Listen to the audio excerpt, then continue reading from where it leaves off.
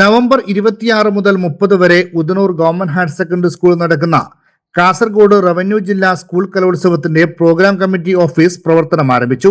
ജില്ലാ panchayat president baby Balakrishnan ഉദ്ഘാടനം ചെയ്തു.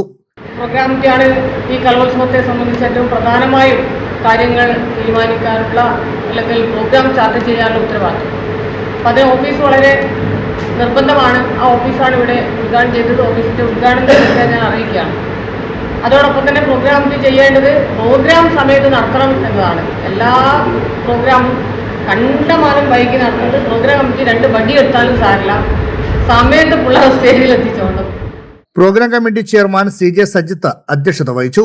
ബ്ലോക്ക് പഞ്ചായത്ത് പ്രസിഡന്റ് മാധവൻ മണിയറ, ഗ്രാമപഞ്ചായത്ത് president PV Muhammad Aslam, block panchayat അംഗം M Sumesh, T Vijayalakshmi, PP Kunhikrishnan, school principal PV Leena, headmistress K Subaida, PTA president VV Suresan എന്നിവർ സംസാരിച്ചു. Program committee convener Sathyan Madakkal സ്വാഗതവും R സന്ദീപ് നന്ദിയും പറഞ്ഞു.